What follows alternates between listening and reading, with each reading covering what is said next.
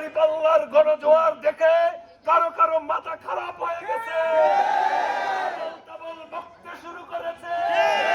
রাজনৈতিক নেতা অভিনয় মঞ্চের অভিনেতাদের মতো কথা বলে, তাদেরকে ঘৃণাভরে প্রত্যাখ্যান করি। যারা আমাদের মা বোনদের ইজ্জত নিয়ে কথা বলেন, যারা তাদের শ্লীলতাহানি করার চেষ্টা করে, যারা তাদের হিজাব খোলার চেষ্টা করে, তাদেরকে 12 তারিখে লাল কার্ড দেখিয়ে দেওয়া হবে। বিজয় এবার দাঁড়িপাল্লা, মুক্ত বাংলাদেশ গড়তে দাঁড়িপাল্লা, দুর্নীতি মুক্ত দেশ গড়তে দাঁড়িপাল্লা, সন্ত্রাস মুক্ত বাংলাদেশ গড়তে দাঁড়িপাল্লা। আর জটপাড়ার অলি গলি, শাহিনবাগের অলি গলি, নাখালপাড়ার অলি গলিতে আজকে যে জোয়ার উঠেছে ভোটারদের, আমাদের দবিয়ে রাখার শক্তি কারণে কাউকে পরোয়া করি না, আল্লাহর উপরে ভরসা করি।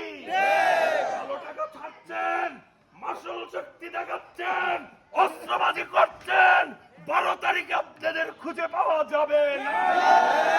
আমরা দৃঢ়তার সাথে বলতে চাই, একজন জামাত কর্মী বেঁচে থাকতে কোন অপশক্তিকে আমরা রাজপথে আসতে দেব না, বিশৃঙ্খলা সৃষ্টি করতে দেব না। শৃঙ্খলা বাহিনীতে যারা রয়েছেন, পুলিশ রয়েছে, বিজিবি রয়েছে, সেনাবাহিনী রয়েছে, সবাই কেন্দ্র পাহারা দিবে। সন্ত্রাসীদের কোনো সুযোগ দেওয়া যাবে না, সুযোগ দেওয়া হবে না। আমি ভাইদের বলবো, সকাল 7টা বাজে কেন্দ্রে আসুন, ভোট প্রদান করুন, নিরাপদে বাড়ি ফিরুন, কেন্দ্র পাহারা দিন, যাতে করে কোনো অপশক্তি আপনার আমানত নিয়ে সিনেমিনি খেলতে না পারে।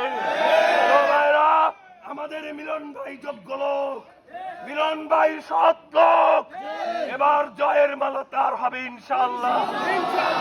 ইসলামী তথা 11 দলীয় জোট সরকার গঠন করবে ইনশাআল্লাহ। আজকে 6 তারিখ, 7, 8, 9 প্রচারণার আর কয়দিন আছে? এই 3 দিন রাজপথে থাকবেন, প্রচার মিছিলে থাকবেন, সকাল দুপুর রাত সব সময় প্রচার মিছিল হবে ইনশাআল্লাহ। ভোটারদের বাড়ি বাড়ি যাব, ভোটারদেরকে বলবো আপনারা আসুন।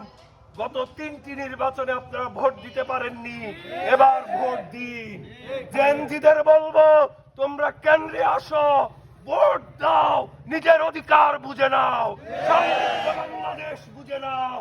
বেকারত্বের অবসান হবে, মাদক নির্মূল হবে, সন্ত্রাস নির্মূল